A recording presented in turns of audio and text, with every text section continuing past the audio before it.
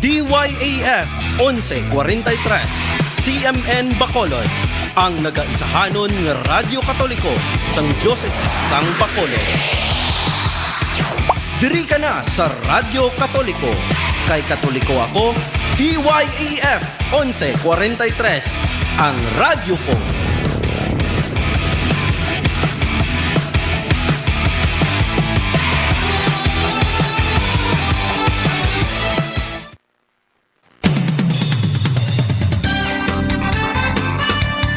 Ang simbahan may moral nga obligasyon nga tamdon ang mga isyu sosyal nga nagatublag sa iya mga tumulo, mga isyu sang kubos nga sama-sami hindi mabatian kag mahatagan sang igdalupangon. Sa sini nga kahimtangan, ang simbahan amo ang mangintingog sang kubos kag mangin instrumento para mapalabot sa mga natungdan kag mga ahensya sang gobyerno ang problema sang katilingban. Nagahatag sang mga pagtulunan sa mga tumulo sa ila katungdanan bilang mga binunyagan nga mangin instrumento kag mangin tingog sang kubos para sa pagbag-o sang katilingban. Amo ini ang sadsadan sang aton programa Tingog sang Kubos. Kag karon, yari ang inyo mga alagad.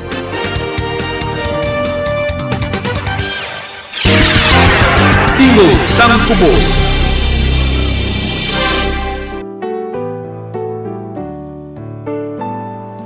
Hanggat may isang nagugutom, hanggat may isang nauuhaw, hanggat mayroong mga pusong nagdurusat, namamanglaw. Mayong aga sa aton mga kauturan. Welcome sa aton programa Tingog sang Kubos nga ginadala sa inyo sang Caritas Bacolod Social Action Foundation. Mayroong gawain. Kamusta na ang atong mga kauturan all over the Diocese of Bacolod kag sa malabutan sang Siningulag Waragwagan DYAF 1143 CMN Bacolod.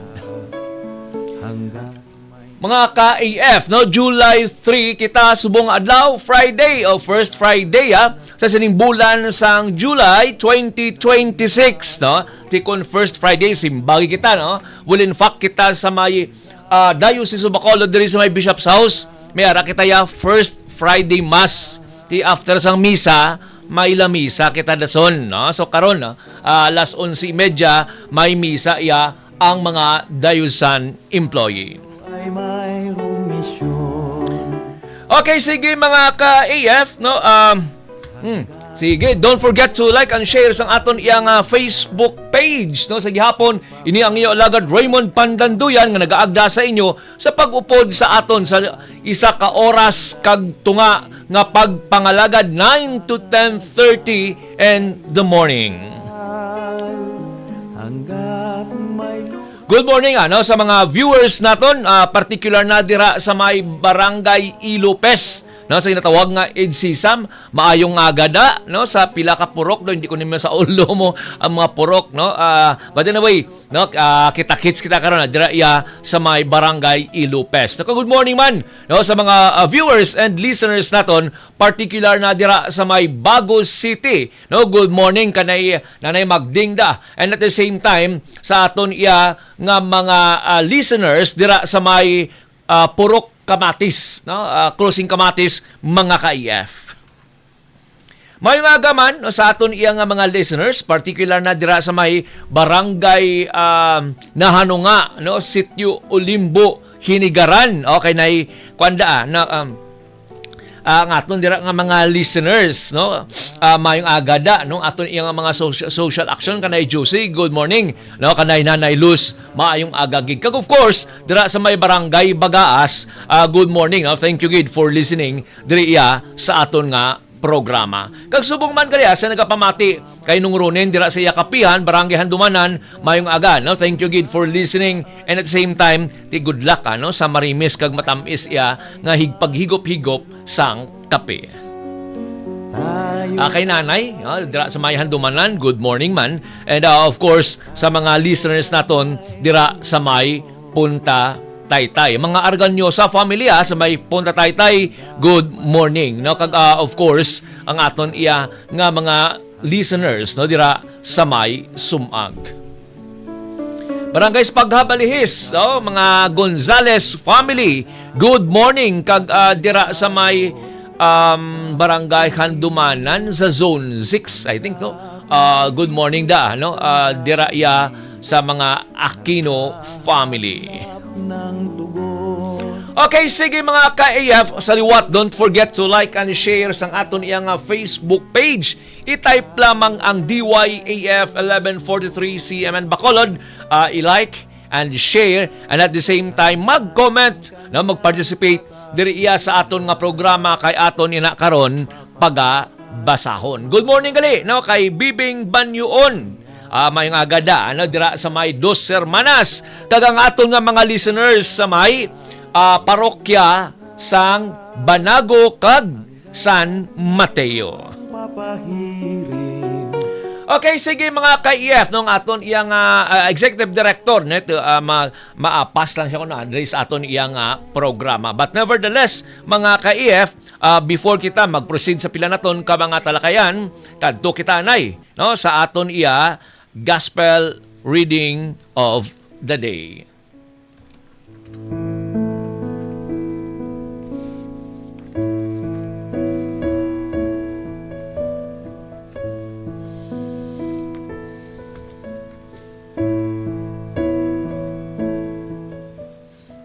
Ang pagbasa sa Santos nga Ebanghelyo suno sakay San Juan. Ang isa sang 12 kagintuton-an, si Tomas nga gitawag nga kapid, wala digto sa pag-abot ni Jesus, gani ginsugiran siya sang iban nga mga gintuton-an, nakita namon ang Ginoo. Si Tomas nagsiling sa ila, kung hindi ko makita ang agi sa mga lansang sa iya mga kamot, kag magagulo ko ang akon nga tudlo sa agi sang lansang, kag magulo ko ang akon kamot sa iya kilid, hindi ako magtuo. Sang makaligad ang isa ka semana, ang mga gintuton-an nagtipon liwat sa sulod sang balay, kag si Tomas nagupod na sa ila. Ang mga puwertahan natrangkahan, pero si Jesus nag-abot kag nagtindog sa tunga nila kag nagsiling, paghidait sa inyo. Dayon nagsiling siya kay Tomas, idabot ang imo kamot kag igulo sa akon kilid. Hindi ka na magpangduwa-duwa, kundi magtuo. Si Tomas nagsabat sa iya, Ginoo ko kag Diyos ko. Si Jesus nagsiling sa iya, nagatuo ka bala kay nakakita ka sa akon? Bulahan ang mga nagatuo, bisan wala sila makakita sa akon. Ang Ebanghelyo sang Ginoo. Dayawon ka o Ginoong Hesukristo.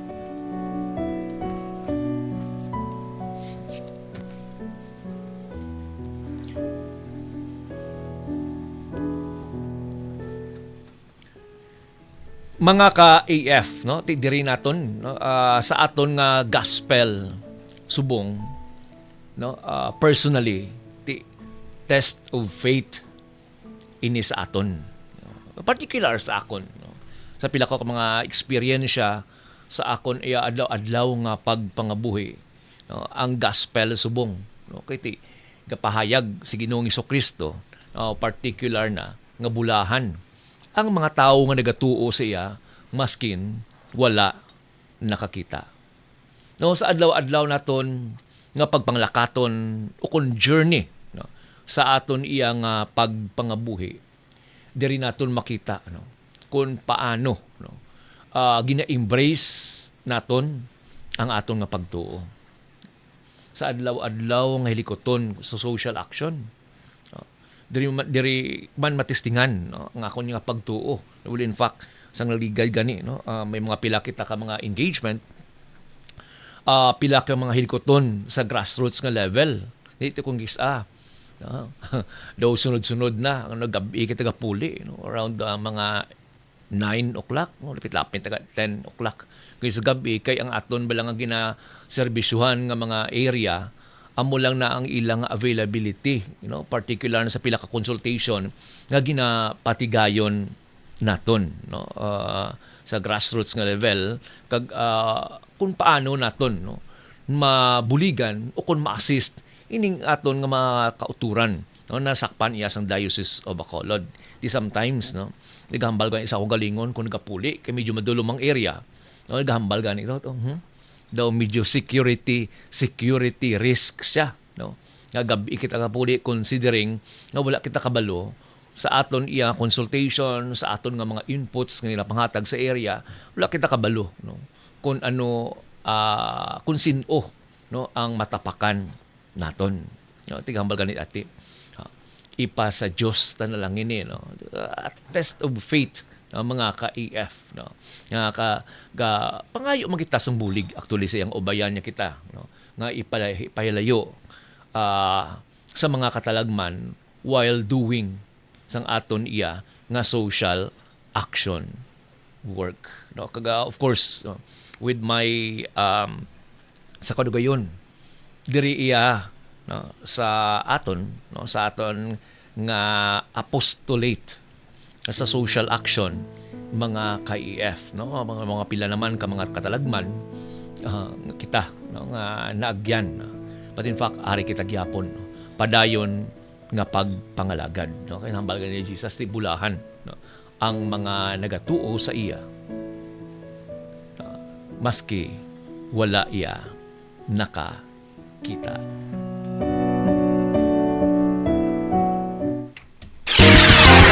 Tingog sang Kubos.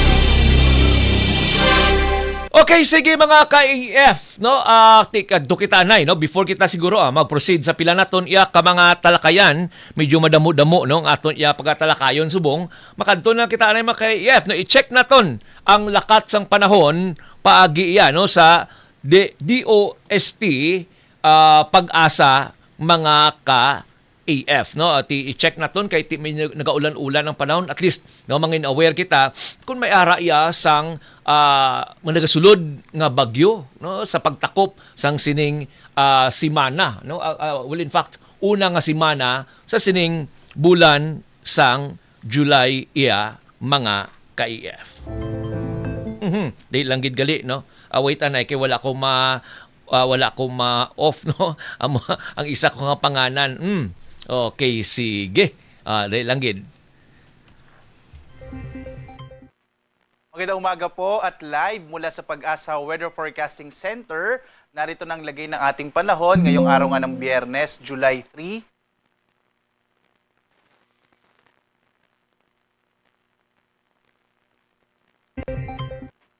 Magandang umaga po at live mula sa Pag-asa Weather Forecasting Center.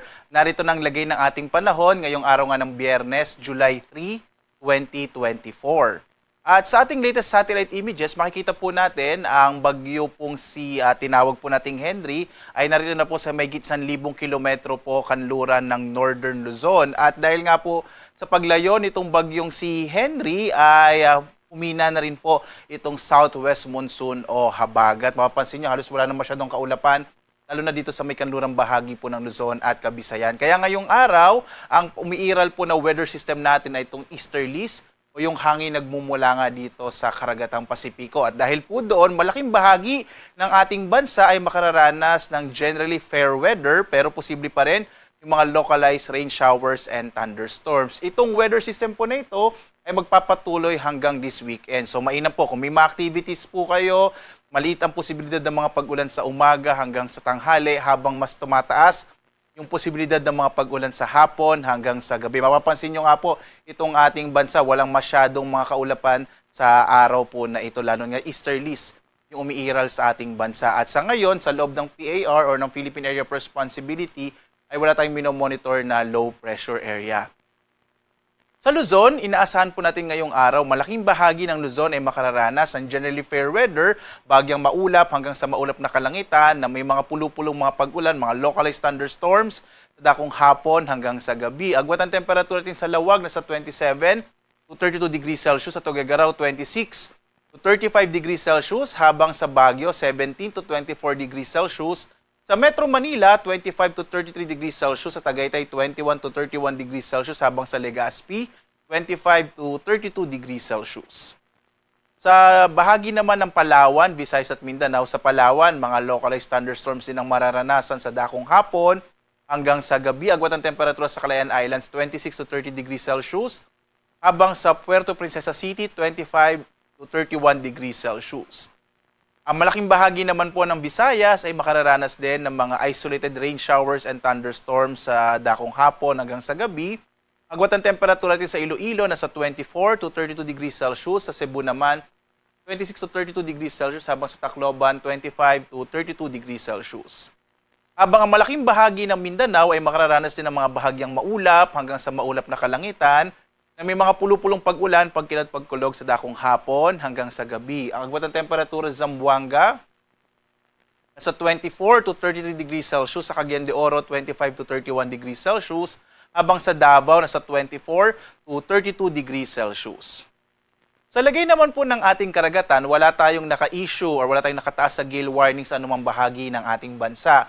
Banayad hanggang sa katamtaman ang magiging pag-alon dito po sa mga baybayin po ng ating kapuluan. Bagamat patuloy po ang paalaala ng pag-asa kapag may mga thunderstorms, mga pagkinat pagkulog kuminsan, nagpapalakas siya ng alon ng karagatan, kaya mag-ingat pa rin po, lalong-lalo na yung mga maliliit na sasakyang pandagat at maliliit na mga bangka kapag pumapalaot kayo sa ating karagatan. Samantala po, sa ngayon, meron po tayong minomonitor na nasa labas pa ng tinatawag nating Tropical Cyclone Information Domain. Ganito po yun, no? So, meron po tayong tatlong domains kung saan po tayo nagmo-monitor. Yung una po yung PAR, yung Philippine Area of Responsibility. Kapag yung bagyo nasa loob po ng PAR, binibigyan po natin ito ng local name. Samantala, kapag nasa loob naman ng tinatawag na Tropical Cyclone Advisory Domain or TCAD, kapag yung bagyo po ay papasok ng PAR at nasa loob po ng TCAD, nag-i-issue po tayo ng track. So nakikita na po natin yung magiging pagkilos niya.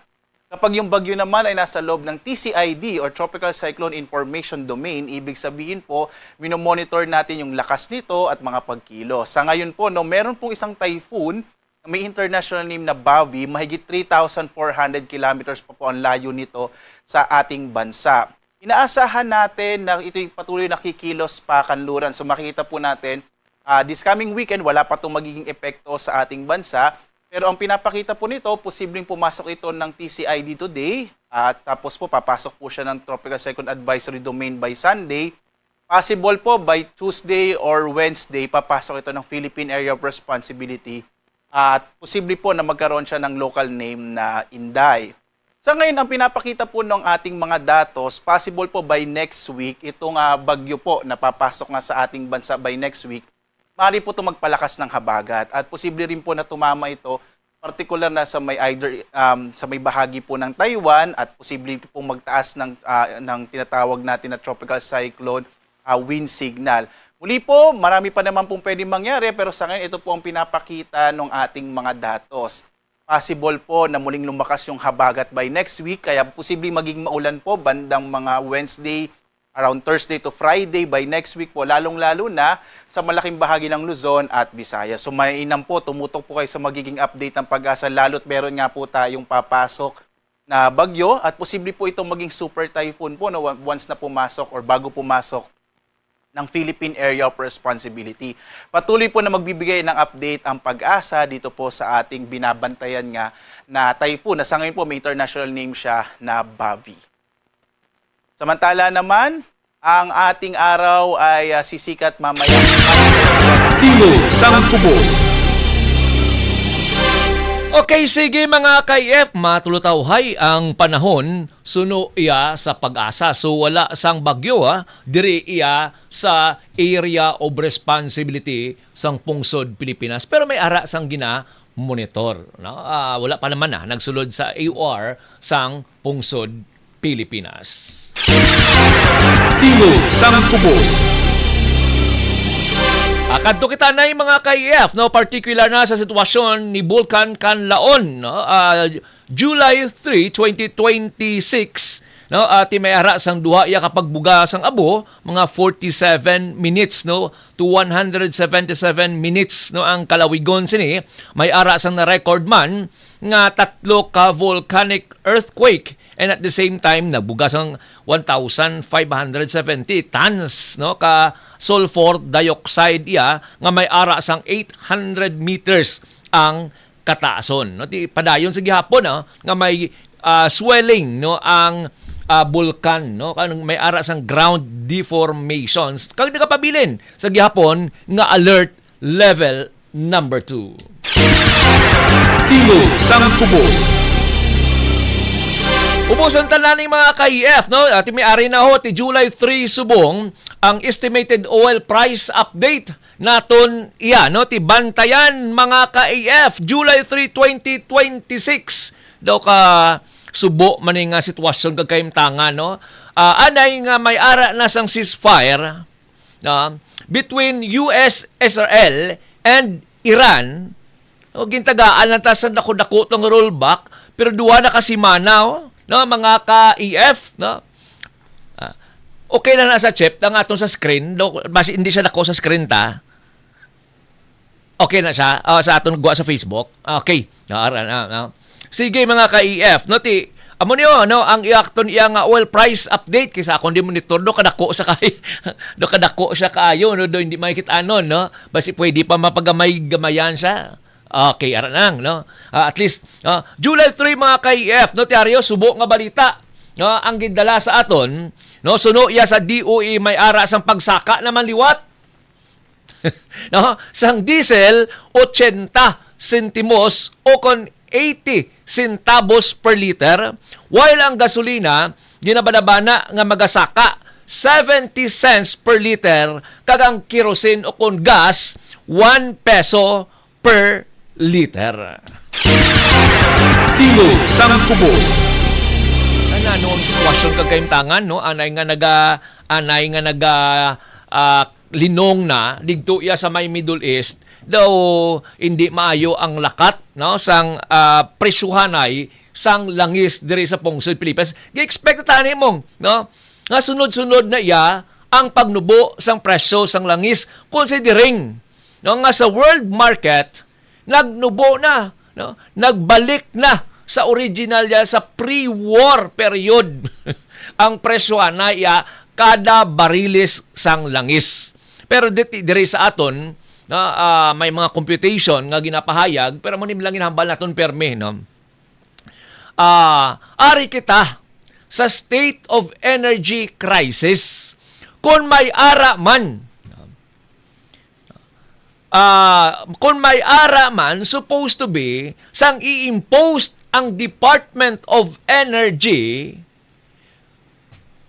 mas ginalantaw tani naton kay state of energy crisis kita paborable sa mayoriya nga mga Pilipino. Namo na yang ay isa naton ka basic nga principles para proteksyonan na ang majority nga mga Pilipino sa sining krisis sa enerhiya bunga sang pagilinaway sang US, Israel, batok sa Iran. That is why may ara sang declaration sang energy crisis isa ka tuig. Pero ang nakakatabo mga ka-EF, ang DOE naghahatag siya actually no, naghahatag siya sang range o kung price range nga ginatawag. Kag ginatagaan niya man yapon ligwa ang mga oil companies to decide kung ano iya nga presyo o kung ano ang presyoanay sa mga retailers. Tisinuman be nga negosyante nga ang sondo niya ang pinakanubo. No? Papilion mo siya kung may rollback o kung may pagtaas. Ang pagtaas kinaya ang iya nga pilion kay tinegosyo niya mo. No? Ang mo nang negosyo. Kaya ang ato ng gobyerno, wala man siya isang kaugalingon nga oil companies, kaya ginbaligya yaman niya sa Petron, kay Ramon Ang. That's why wala kita sang opsyon, kag wala sang unto na nga subong, ang DOE, ti subong o, saka naman liwat ang diesel, 80 centavos. Ano bala ang 80 centavos per liter? Kung nagatugong ka, 2,000 kada adlaw kung nagabiyahe ka sa imo nga sarakyan. Tingog sang kubos. Amo ni subong nga, mga ka-EF, no, it seems, lipat guro ang Department of Energy na dapat aning interest niya para iya sa mayoriya ng mga Pilipino, hindi kay para sa mga negosyante. And at the same time, panawagan, dapat i-repeal o kung basura na ang oil deregulation law kag ibaybak ang Petron kay bahala daya, no? Pag gusto lang ang iban nga mga oil companies, at least ang gobyerno may ara siya sa kaugalingon nga oil companies kay saya ang makadictate sang presyo. Amo niya matudtuod nga kompetisyon. Kay kung ihatag mo sa private sector, wala nasang kompetisyon. Alabanda, monopoly. Na? Monopoly, mga kauturan sa negosyo, and ang result, monopoly of pricing. No? Kung ara na sa merkado. Tingog sang kubos. Okay, sige mga ka-EF, ang oras na to alas 9:31. Mahatag kita na isang pila iya ka mga pahanumdum. Then after that, mabalik kita sa pila naton ka mga talakayan. Tingog sang kubos. DYAF 1143 CMN Bacolod, ang nagaisahanon nga Radyo Katoliko sang Diocese sang Bacolod. Diri ka na sa Radyo Katoliko. Kay Katoliko ako, DYAF 1143, ang radyo ko.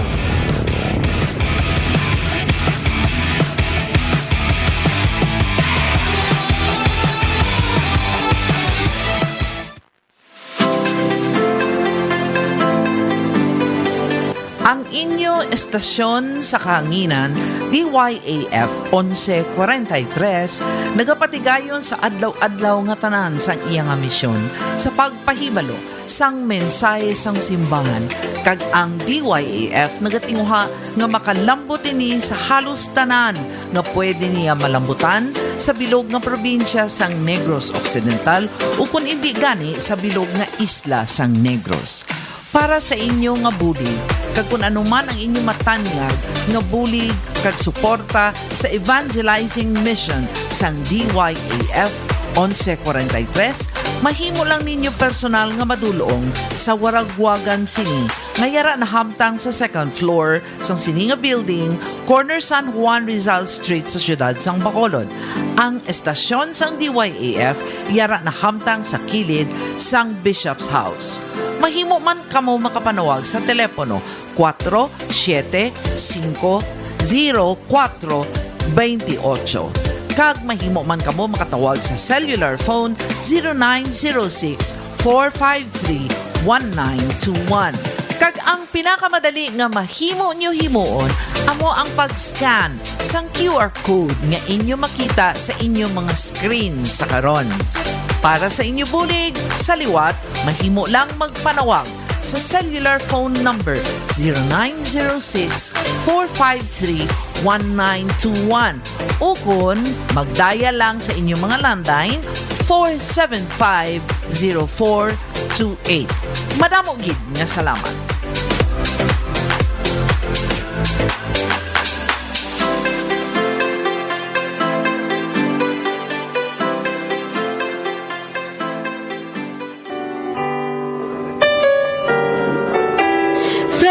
Nga masubo ka haw? Ano ba lang nagatublag sa imo? May personal concern tani akong ihambal sa imo, friend. Yes, friendship. Ano ina? Pero do ka seryoso sa inughambal mo? Oo. Ginistorya kami kay inas ang parents namon. Kay financially hard up gid kami. Nagmasakit si tatay eh. Gani wala siya subong sang obra. Hindi man ka trespaser ang kita ni nanay sa iya pagbulubaligya para sa galastuhon namon sa balay. Kag isa pa, 3 pa nga daan kami nag-eskwela sa kolehiyo. Friend, basi mauntat na lang ako.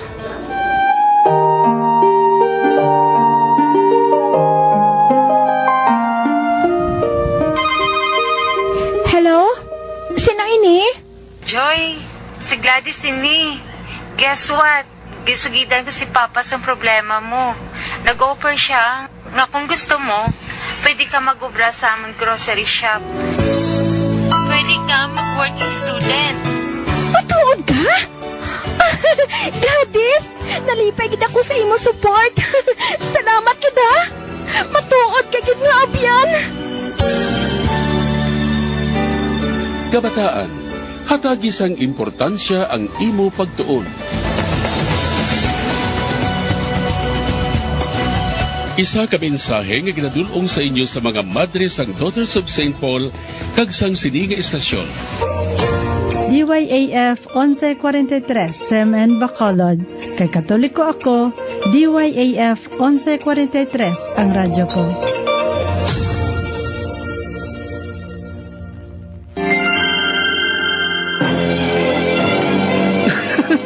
Ang hina mo naman, pre.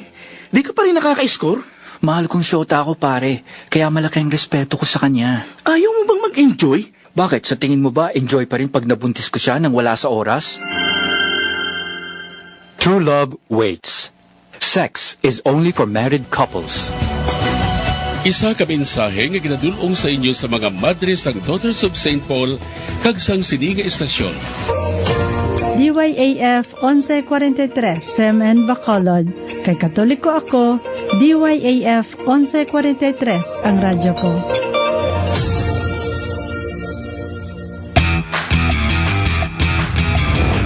DYAF 1143 CMN Bacolod, ang nagaisahanon nga Radyo Katoliko sang Diocese sang Bacolod.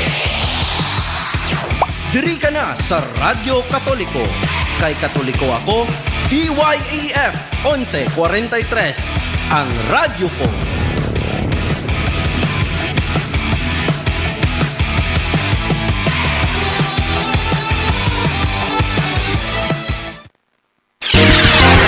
Tingog sang Kubos. Balik kita mga ka-EF diri sa aton programa Tingog sang Kubos nga ginadala sa inyo sang Caritas Bacolod Social Action Foundation Philippine Standard Time alas 9:37. Tingog sang Kubos. Okay, sige mga ka-AF, no? Kadto kita nay, no? Sa aton iya isyu, no? Kag ang ini nga bahin mga ka-AF, no? Ang ini nga bahin ginadala sa inyo sang Caritas Philippines, no? In partnership with Horizon 3000 sa isa ka project ng social action human rights in the Philippines. Tingog sang Kubos. Now, may-ari kita diri mga ka-EF sa naligad, no? May-ara, no? Sang gin-proposed nga isa ka city ordinance. May hearing, public hearing, ngay patuwag sang Friday. No? Pero wala kita ka-attend. Kaya of course, may radio program kita na at the same time, may schedule na kita nga natala na yan. No? Particular na sa ordinance mandating, no? All levels of educational institution and strengthening. Strengthening di na to. Institution, organization, ordinance mandating all-level education institution and student organization in Bacolod City to secure barangay coordination for research, outreach, immersion, and related activities for students. Ari mga ka-EF na ipakita ko sa inyo. Amoy ni ang isa ka proposed ordinance palito bla chep, no? Pa ikanay kay while ginatawagan naton ang aton iya ang resource or person, no? So ini mga ka-EF, okay ara na, no? Sige, no? Ini mga ka-EF nga isa ka proposed ordinance diri iya sa syudad sa Bacolod pero may ara, no? Sang nakalain-lain nga mga reaksyon particular na sa human rights community na at the same time sa mga estudyante kag kabataan kun nga kinahanglan ka pa mag-agi sa barangay kay ting tawag dito to secure barangay coordination. Hindi lang ni simple, no? Kay makuha ka imo daw it seems nga makuha ikaw sang permit sa barangay for research, outreach, immersion, and related activities. Now, kung may mga issue, ang isa ko din ng istorya, no, ang mga student publication, bla, kung may mga research sila, kung may mga issue sa barangay involving sa mga barangay captain, paano ka makakandak sang imo nga independent research? Kay timagi kaya sa barangay? Kay popdahan ka sa barangay, no? Paano karon makahambal ang imo yang mga gina-interview sa tadlong kung may ara sa likod, may tanod nga nagaupod-upod. But sa linya naton mga KEF, no? Ari sa linya naton ng mga KEF, no? si Florence Guson, Vice President sa Visayas, no? Sa Kabataan Party List sa aton nga linya. Sir Florence, good morning. Ay mo na pagpanamyaw no, sa aton mga viewers kag listeners. Good morning, ma'am. Madamon nga salamat Sir Raymond sa inyong pagpatag sa kaganyan para nga ma-explican na mo yung tindog. Particular sa mga ordinansa na ginaduso sa City of Bacolod. Okay. Sige. Ti ang una nga pamangkot siguro, ano ang inyo nga reaksyon particular na sa sining proposed ordinance? Siyempre, kay kung lang na-fight ini nga ordinance na wala man lang na-consult mo ang mga estudyante kag ang mga kamataan mo, mga recipient sa apektado sa sining ordinance. So, pagbalunan mo na may ara sa public hearing sa Magigad, amon register sa public hearing nga ato ang amon opposition. So, ang opposition sa sining proposed ordinance. May tatlo kami kapunto sa amon nga opposition. Unang punto namo, pagdoble na ini siya sa burokratiko nga proseso kung approve mo sa mga student activities outside the community. Kaya may ara na existing na guidelines ang SED to DepEd para nga i-ensure mo ang safety mag well-coordinated ang student activities outside of learning institutions. Ikadua, pamon nga ginalantaw ng mga further restriction ini sa exercise ng academic freedom sa mga estudyante o sa mga institution. So, syempre, pag-ibigin sa integridad sa nakandang sa intro mo, independent sa integrity sa community activities, immersion for research net sa atong mga estudyante na gusto ni mag-himok sa experiential learning sa atong mga marginalized communities. Ikatatlo, ginag-define sinimo ang mga allowed na activities halin sa mga education institution. Pero, pwede ini mag-introduce ng potential na discrimination sa mga student-led or youth-led activities outside sa jurisdiction sa ating mga education institutions. Na once mang penalizing ng mga provisions ng ordinance, nahibos niya mag-differ sa mga barangay officials natin, ay, hindi namin ito i-approve hindi ka mo education institution. So, hindi ka mo pwede mag-interview ka mag-pagpagod sa amang mga community kaya hindi ka mo allowed really tungkol sa sining ordinance. Ang amang initial reaction mo. Siyempre, kakibot ka may aras na mag-register kami sa opposition. Okay. Ang isa pa siguro pandriti, kung agree ka sini, nag-violate siya sa freedom of movement. Kati, kadto kaya makandak ka research, paano ka makakandak sang objective nga research kung mahapit ka imuya sa barangay kang malisensyato, especially kung may mga dalagko nga mga issue sa sina nga barangay? Yes, oo. Gagi ako din no? Isa na siya sa amin hindi na punto man na intervention na siya sa integrity sa community immersion sa researches ng mga estudyante. Kaya ang ordinance, nag-establish po sa barangay coordination desk. Kung hindi ka naglabay sa barangay coordination desk, gusto mo yaabi na hindi na-counter ang qualitative kung quantitative data. Kuhauni mo as a student researcher o as a community researcher pa gani. Hindi kayo maglabay sa barangay, particularly sa barangay nga may involved sa issue ng hindi natubahan. Pero tungkol sa sinimang ordinance, sa mga approve ini, mahiingo na ang barangay, bantayan niya ang magasulod ng tao sa community na gusto man lang tanig pakibulan, magkatabuo ng mga issue dira, if particularly kung involved ang barangay official. Kung hindi po manamihan sa barangay kapitan, sa barangay councilor, siyempre hindi kami approve. So, isa sa mga ginapunti natin, may prior restriction na nabangan sa academic freedom sa mga estudyante. Supposedly hindi dapat may academic freedom is constitutionally guaranteed and protected. Ina sa ating Bill of Rights. So, ang ini-establish mo, tulungan ba guidelines ini para sa safety sa ating estudyante. Pero ang magawa sa ni, tungod kay mag-establish pa din sa additional layer of bureaucratic process.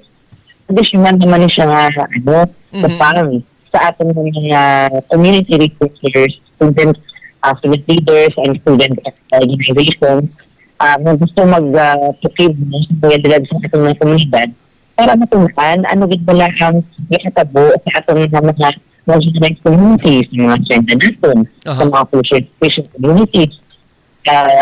Kung diin pa dira ang may issue na mga komunidad, may kantuan nila. So, agree ako dira pagbantay ini potentially pag-restrict sa freedom of movement ng ating mga student researchers and student organizations na coverage ng sinina particular ordinance. Okay.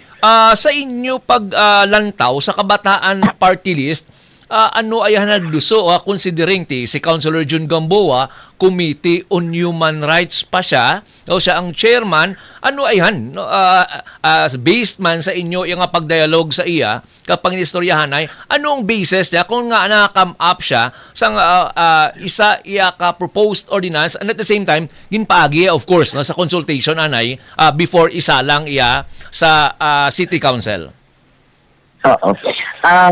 Sa public hearing, nabatian na nato na ang good faith ni Councilor Gamboa na gusto niya na i-ensure ang safety sa mga estudyante, particularly tungkol sa tabo sa 2019 na may mga student researchers and land rights activists na nagkaradala sa din na pumatay sa uniform.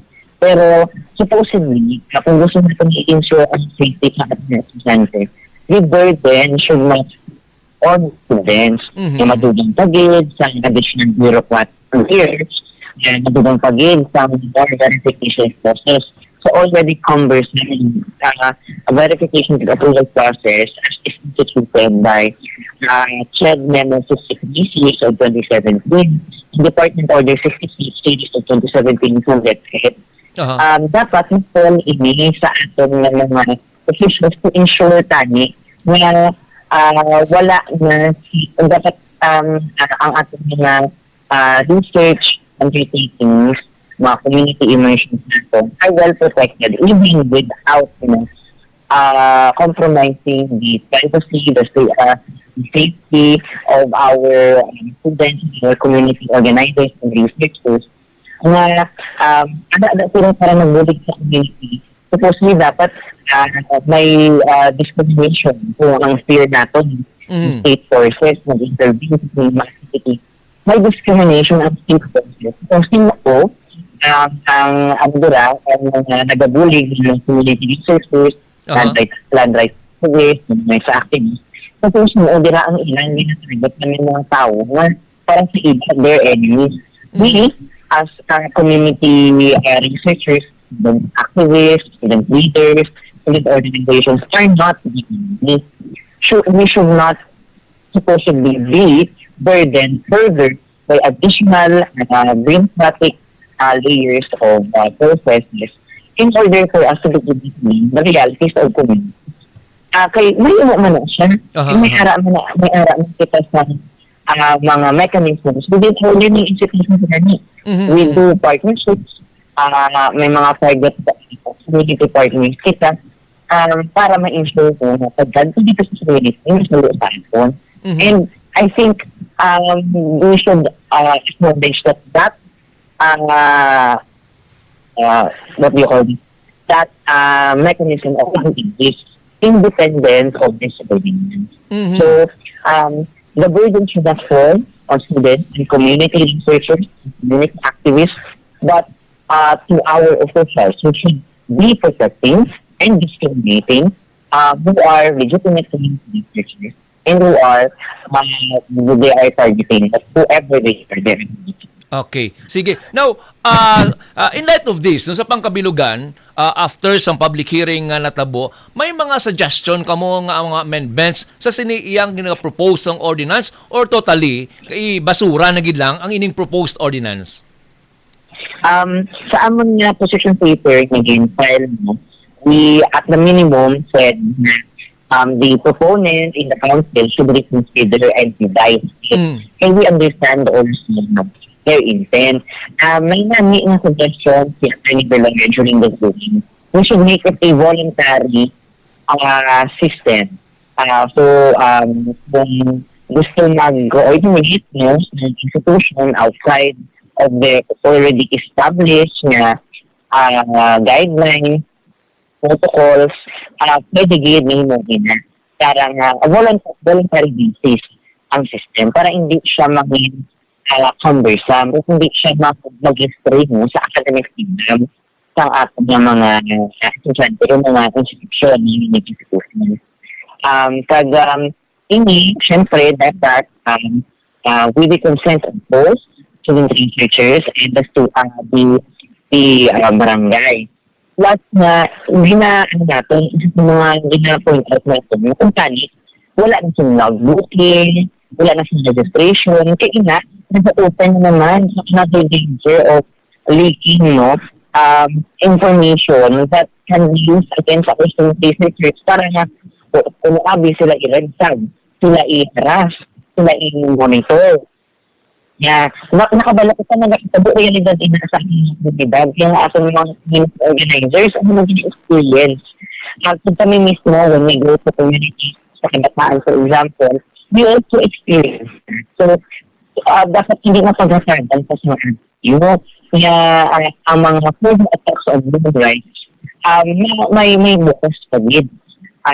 Kung syempre, ginapunta ko dito, may ara na may point na integrity ang ating mga research, particular sa data. Kaya pwede nyo mag-sample qualitative to quantitative data ang presence of active monitoring sa officials sa target communities natin. Gusto natin kuhaan tani sa data na para sa ating mga research na ma-expose na ano ang issue na again.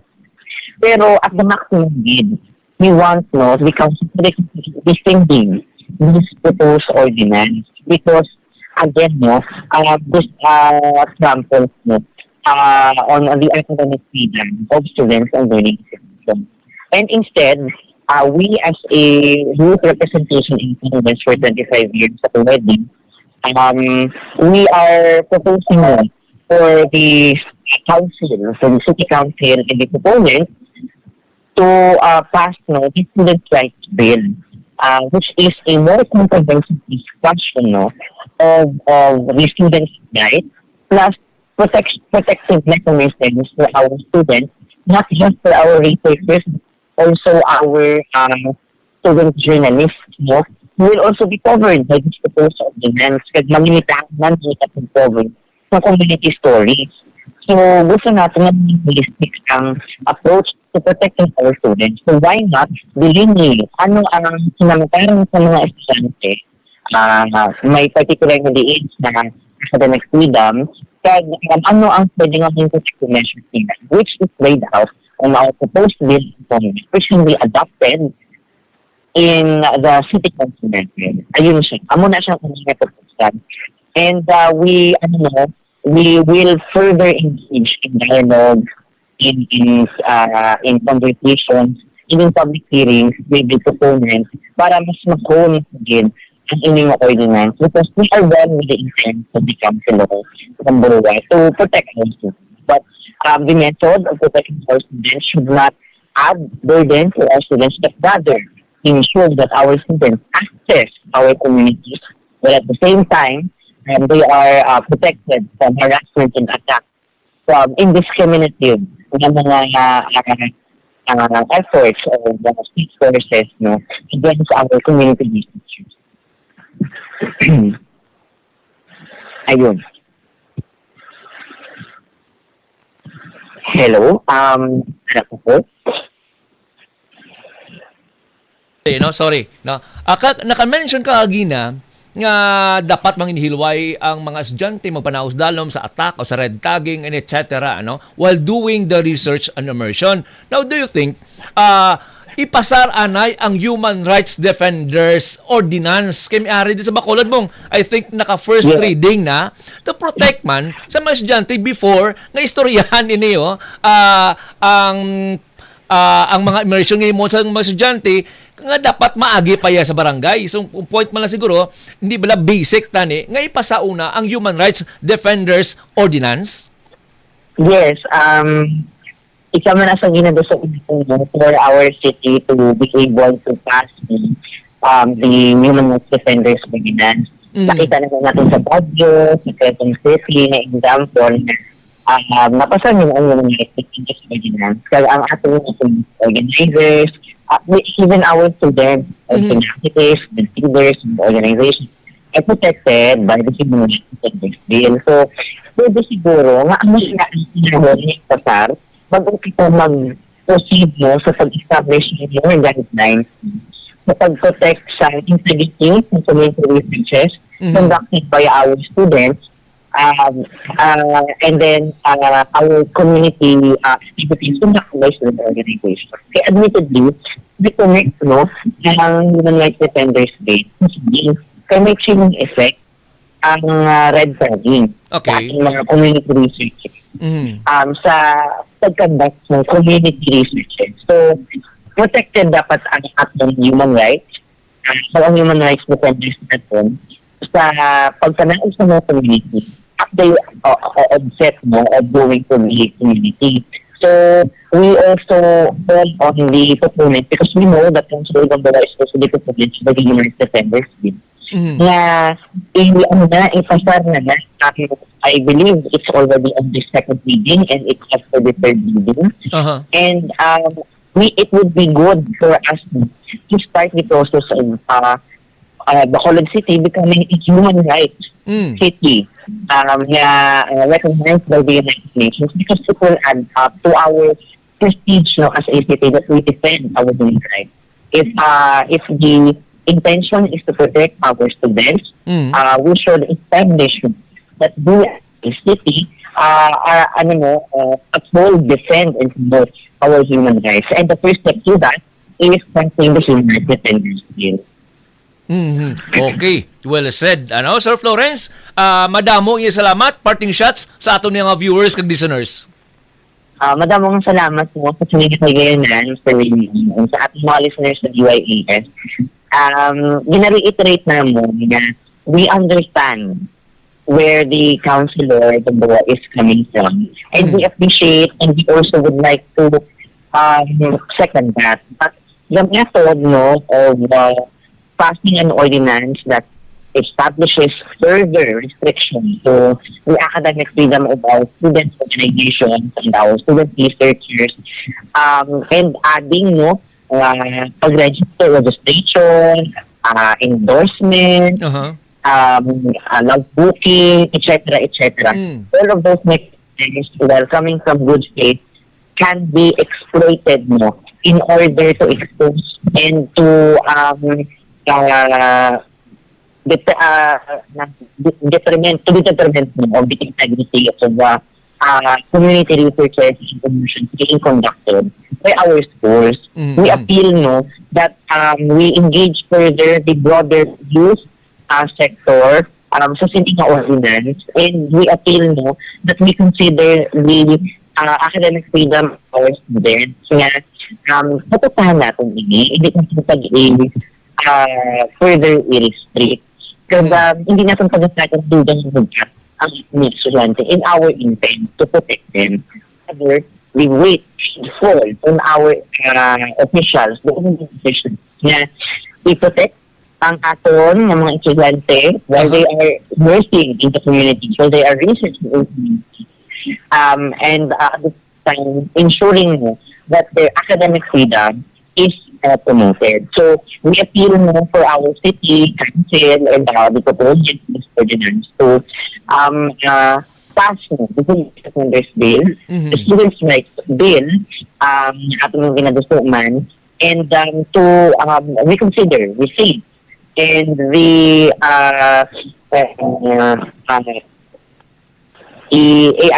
i-salang sa more consultations with the broader youth ang inyong ordinance na maka-apekto hindi lang sa mga student organization kundi sa broader youth na implicated albeit not explicitly stated in the ordinance. Kasi lagi yung gusto natin we want to protect academic freedom, and we also want to ensure the safety of our students. So, we appeal to be countable to rethink this proposal. And i-gusto na ang iyang mga current ng mga initiatives, particularly the Human Rights Defenders Team, para protektahan ang pinimit namin sa malapot. Madamang salamat sa mga sa ating kumapag palamati. Thank you. Manawing ka salamat, Sir Florence Guson, sang Kabataan Party List. Tingog sang Kubos.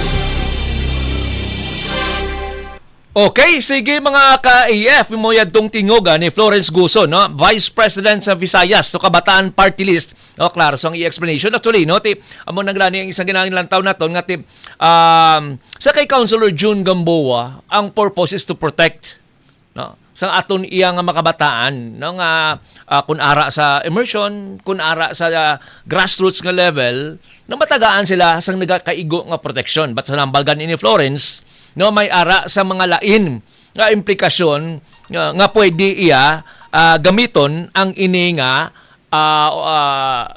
proposed ordinance kung mangin o mapasa na siya bilang ordinansa.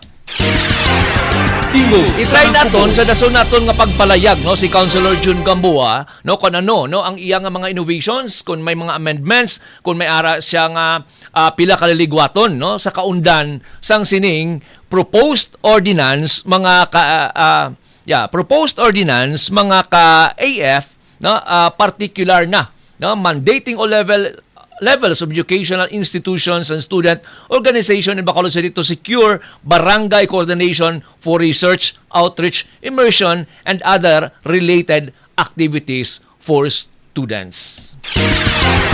Tingog sang Kubos. Okay, sige mga ka-IF, sumahatag kita na isang pilaya ka mga pahandumdum. Then after that, mabalik kita sa pinaton ka mga talakayan. DYAF 1143 CMN Bacolod, ang nagaisahanon ng Radyo Katoliko sang Diocese sang Bacolod. Diri ka na sa Radyo Katoliko. Kay Katoliko ako, DYAF 1143, ang radyo ko.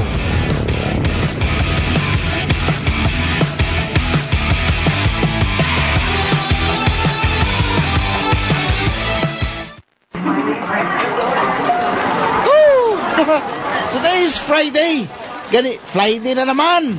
Friends, let us enjoy to the max. O sige na, makanta pa kita.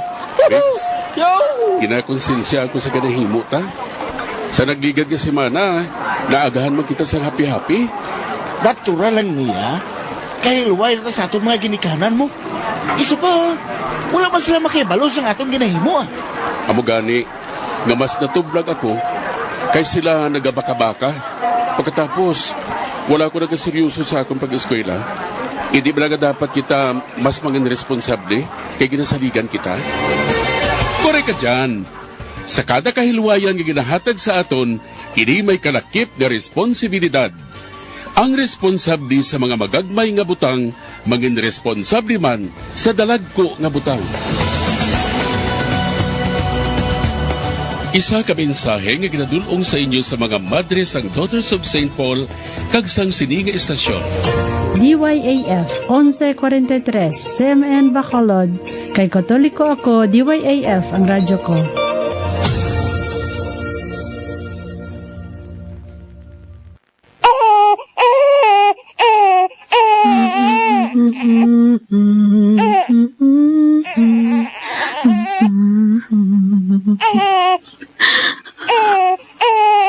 Diyos ko.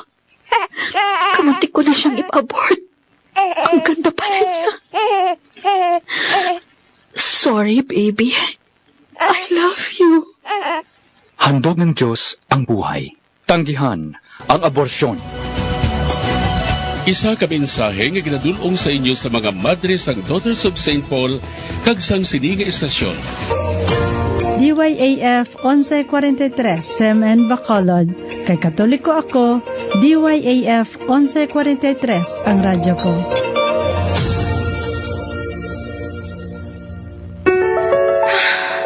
Gusto ng husband ko, mag-oral contraceptives daw ako. Hey, remember, nakaka-cancer ang contraceptives. Gusto ba niyang maagang mawala ng inangin yung mga anak? Pero paano kung maghanap siya ng iba? Hindi niya gagawin yun kung responsable siyang asawa at ama. Love is sacrifice. Taking contraceptives is immoral and dangerous to your health.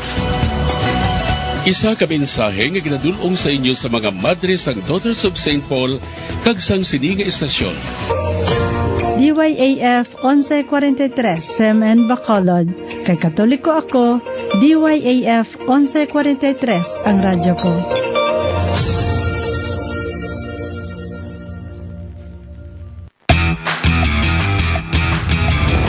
DYAF 1143 CMN Bacolod, ang nagaisahanon nga Radyo Katoliko sang Diocese sang Bacolod.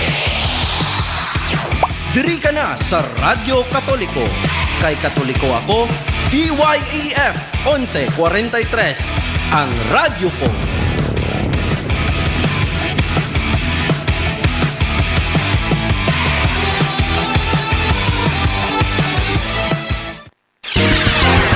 Tingog sang Kubos.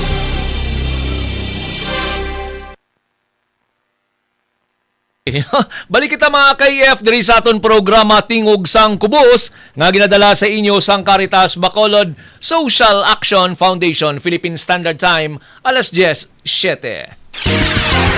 Tingog sang Kubos. Good morning kay Ted Lopez no kag kay Hari.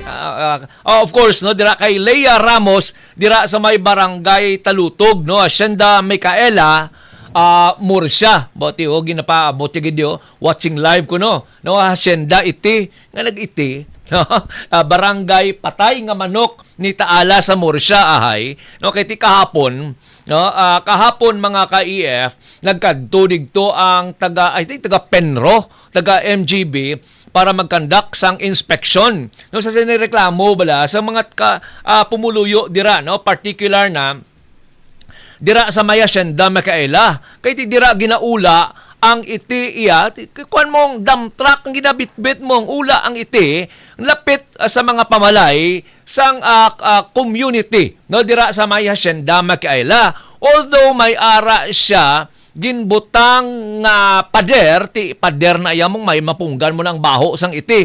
And at the same time, ang worry sini sa mga pumuluyo dira no, ang ila bala nga ang ila nga source of water no, kay ginagaulan-ulan subong ti way sila kabalo kung ano ang ginahimo nga mga measures ni Taala no, para mapunggan niya ang seepage no sang iti nga ginaula dira sa Hacienda Micaela. Well, in fact, may ara na sang ginpadala nga letter dira iya sa may LGU Murcia, particular na sa Municipal Health Center to address sang reklamo sa sining komunidad.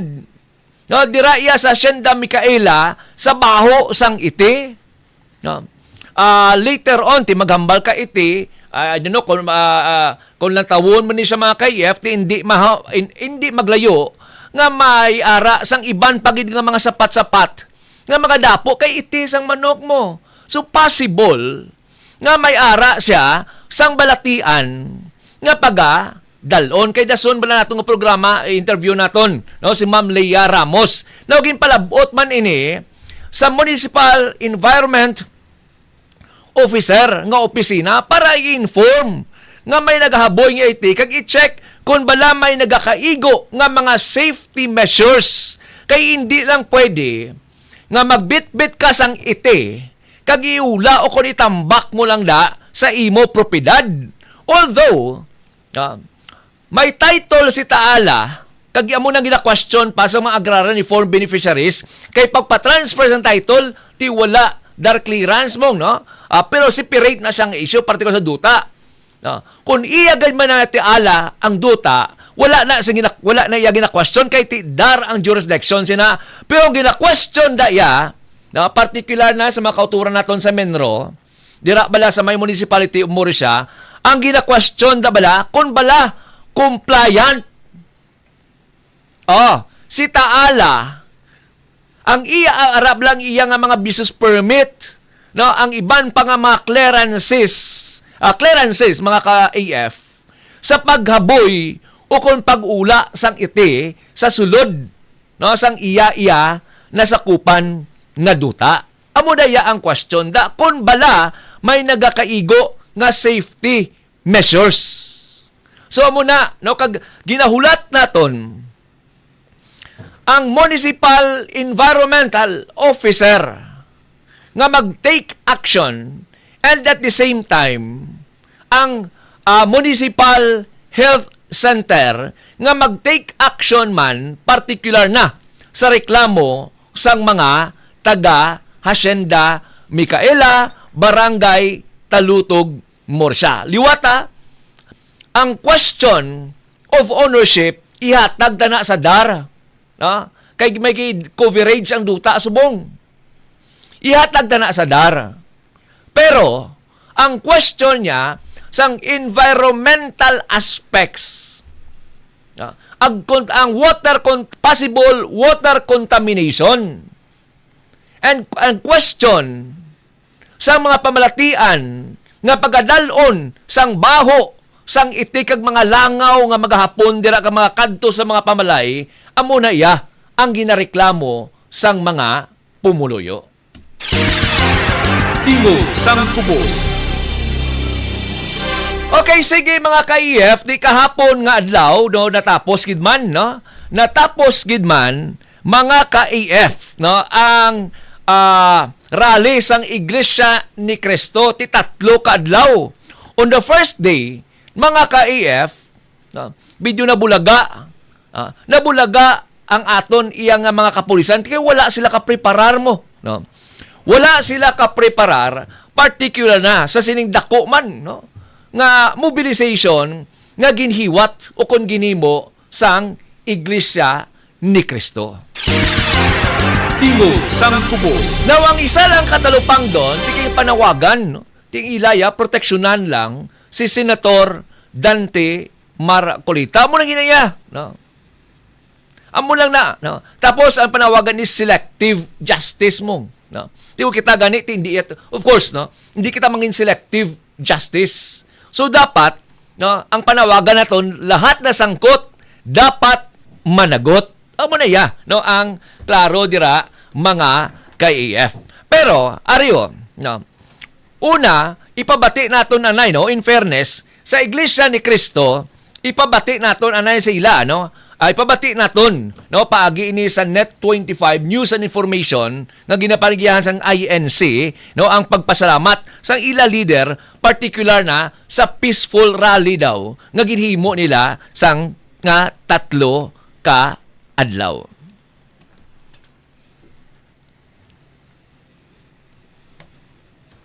Sa pakikipagkaisa ninyo sa mapayapang kilusan nating ito, Salamat sa inyong pagtitiyaga na kahit umuulan o mainit ang araw, ay narito pa rin kayo alang-alang sa kahalagahan ng ating mithiin. Pinasasalamatan din natin ang mga naging panauhing tagapagsalita, ang mga pulis na nagbigay seguridad, at ang mga opisyal na nagbigay pahintulot sa atin na makapagtipon dito. Higit sa lahat, nagpapasalamat tayo sa Diyos at umaasang kung ano ang kanyang kalooban ay siyang makapangyayari. Naniniwala tayo na naiparating nating malinaw sa mga kinauukulan ng ating mensahe. Loobin nawa ng Diyos na maghari ang tunay na katarungan sa ating minamahal na bansa at wag nawang magtagumpay ang sino mang bumabaluktot sa batas para lamang sa kanilang makasariling kapakanan kahit na ikapariwara ng ating bansa. Dito natin tinatapos ang ating peaceful rally. Kung paano mapayapa, maingat, Sangkubos. Okay, sige mga KF, peaceful rally. Natiparat ako na sa bayan. No? But anyway, mga KF, no? May pila kita, no? Ka mga point lang gusto erase. Now, ang mobilization o kung ang rally, kadamo sa nagreklamo nga, ti kadamo sa standard mo. No? Kadamo sang wala makakadto ko na late sa ila nga pagtrabaho. O una, no? Tigay wala sang permit, meaning wala mapreparahan, no, para sa maayo nga daloy sang traffic. No? Muna sa mga KIF, no? Kung maghimo ka sang isa ka peaceful rally, ibalandra mo, ibalabag mong mga bus, mga salakyan sa dalan, I don't think so, no? Kung peaceful rally ina nga ginatawag, no? Nga majority iya nahulan dito sa may Metro Manila. Second, ang klaro diri nga proteksyonan lang ang ila. No? Nga member si Senator Dante Marcoleta. Ano bala ang isyo kay Senator Dante Marcoleta? Ang isyo, failan siya, plunder case tungod sa ginbaton niya nga kwarta. Wala pa to ya campaign period kapadalagan si senador. Di ba? Pero, congressman siya. So, muna, ang bises, kung nga failan siya sang plunder case. Now, mga ka-EF, kung mag-amoni ang sitwasyon kag kahimtangan, kung kapanawagan ka to protect Marcoleta, kag hindi para sa tanan, why not? No? Nga manawagan ka man para iya, no, sa pagpadasig, no, sang impeachment proceedings. No. Kag iban pa nga mga issue involving sa inyo iya naging pang-endorse during election. Kay kabalo kita. No. Kadamo sang ginpang-endorse sang Iglesia ni Cristo during election time and even up to the past. No, nakalain-laing nga President Gloria Macapagal Arroyo, no, Joseph Ejercito Estrada, no, President Rodrigo Duterte, tano bala ang mga track record sa sining leader ng mga presidente nga gin-endorse sang INC. But mga KF, dari na lang ang issue is kay Senator Marcoleta. Ano ang basis sang ombudsman nga afailan si Senador Dante Marcoleta sang kaso iya nga plunder? Ari mga KF, pamati aton si Assistant Ombudsman Attorney Miko Clavano, mga KF. Na we're going to file plunder charges kasi may mga sinasabi na bakit plunder? Hindi naman siya government fund, number one. Number two, hindi naman siya, yung aspect ng nature of the money and bakit siya plunder nga ba? Bakit plunder yung ihahain nyo? Well, when you talk about plunder, it's a series of combination of acts where somebody is able to amass, acquire, and accumulate ill-gotten wealth to the amount of at least 50 million pesos.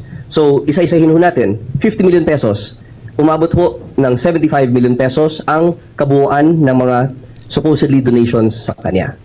So, yun yung una. Series or combinations, 30 transaction ho yun na nagbigay. At admitado naman po yung mga donors, na nagbigay naman din sila, no? And from the own admissions as well of Senator Marcoleta, tinanggap niya yung 75 million. Ngunit, hindi po niya nadeklara sa SALN, neither niya dineklara sa kanyang SOSE. Ngayon, just to put things in context, no? As a public official, kasama po kami doon. Lahat ng congressman, lahat ng senador, lahat po ng nasa executive branch, lahat ng huwes sa judiciary. Bawal tumanggap ng ganun kalaking kahalaga ng pera as a general rule. Exception to the general rule kung campaign period at mangongolekta ka ng mga donations para sa campaign.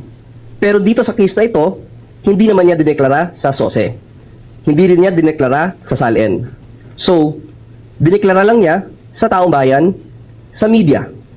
Pero sa totoo lang, dapat linagay niya either sa SALN or sa SOSE. So, ang theory will revolve around that. No? Several cases or series or combination of acts, and yung yung tanong nyo na public funds, dun sa RA 7080 sa plunder law, there are acts there that could comprise of the series or combination of acts that could comprise of plunder. And number 2 there is receiving directly or indirectly any gift, commission, percentage, kickback. Alam nga naman po, yung gift ay galing din sa public fund. So, ang definition po ng plunder also includes private funds. Okay? And just to elaborate on that further, yung direct bribery or indirect bribery, pag merong series nun, that can also comprise of plunder. And direct bribery coming from a private individual can also be considered corruption. Diba? So when there's a series or combination of that, pwede rin ho siyang tawaging plunder. Sir, this is the first time na magsasabi tayo ng Tingog sang kubos. Dati medyo klaro man no? Ang pahayag iya ni Assistant Ombudsman Attorney Miko Clavano. Tilang tawon ni mga ka-EF, actually, sa totoo lang, hindi ka na mangita sang ebidensya. Ang ebidensya, si Senator Marcolita na naghambal mo sa ila ko galingon nga television nga nakabaton siya sang sini mga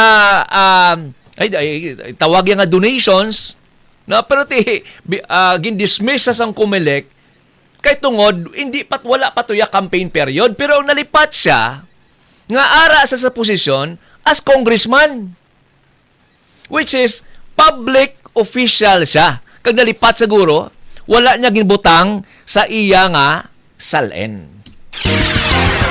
Tingog sa mga ka-EF, amo na yung isa nato kag nalantaw dire.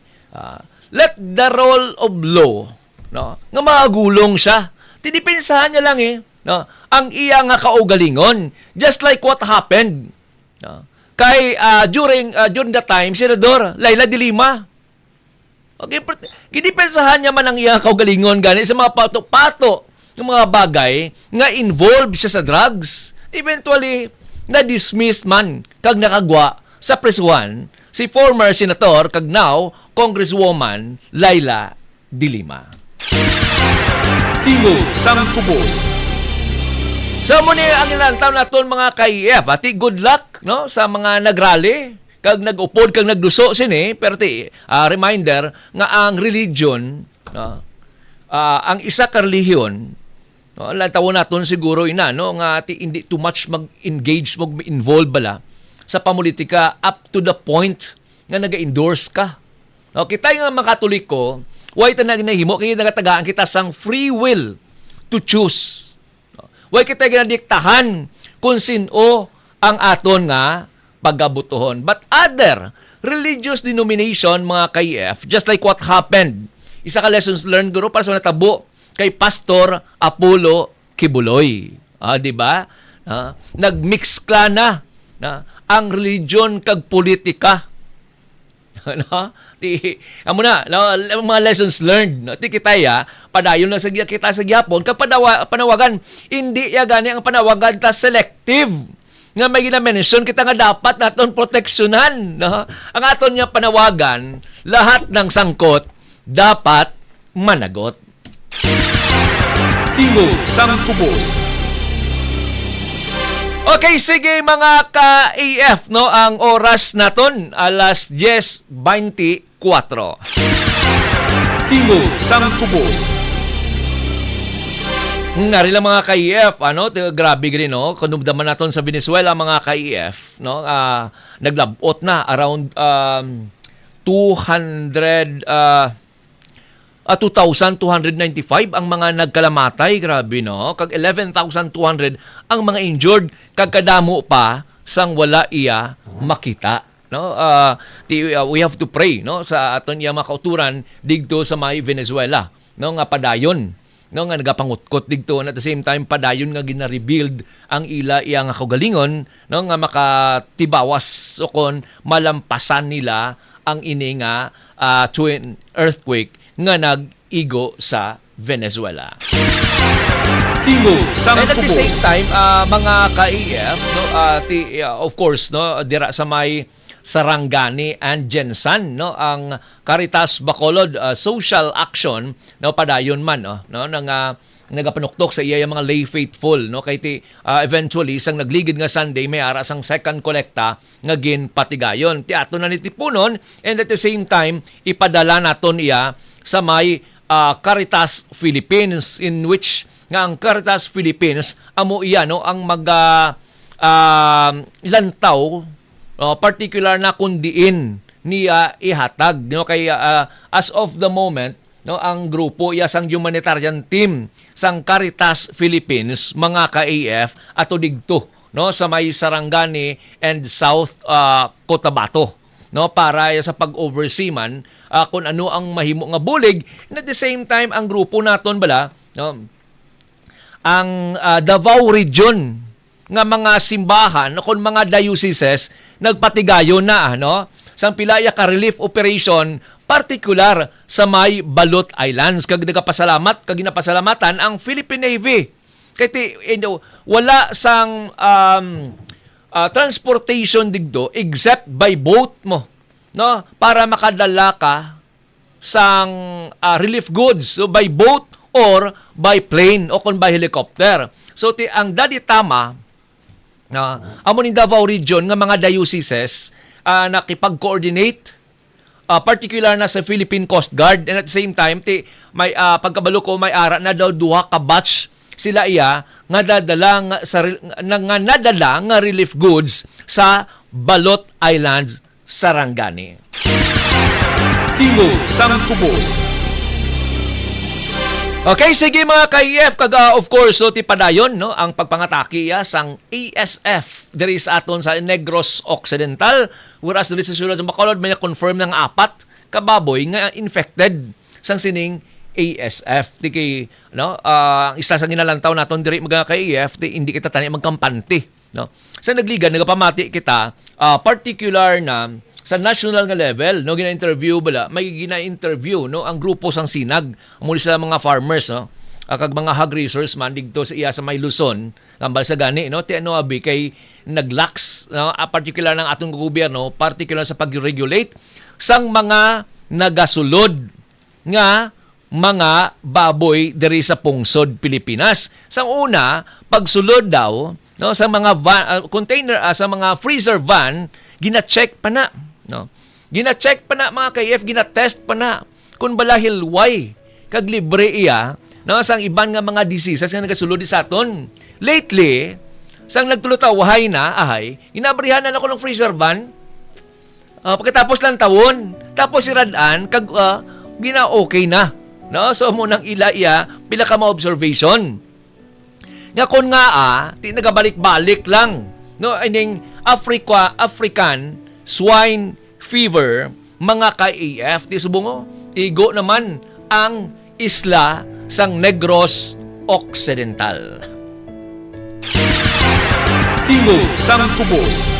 Sige, no, mga ka-EF, no, kadamo kita sa mga nakilala, no, nga dagdagin nga baga kita 8 kabilog, 10 kabilog, di nagakalamatay lang mo, no? May kilala kita nga di nga nagabusong ang iya nga baboy, nakabata man gid, napatay ang iloy, ginhaway patani para ma-survive ang 8 kabilog nga baktin pero ubos gid, no, ti dukoy gid pako sa mga kauturan naton niya, particular na ang mga small hog raiser ni mga backyard lang bala, no, mga ka-EF. Sige Sige mga ka-EF, wala na kita sang oras diri sa atong nga programa. Upod sa bugos katapuan sang DYAF 1143 CMN Bacolod, kagupod sa bugos katapuan sang Caritas Bacolod Social Action Foundation. Sa gihapon, ini ang inyo alagad Raymond Pandanduyan nga nagasiling kabay pa ang Dios sang pagidait, pagigugma kagustisya, magaluntad sa aton tanan.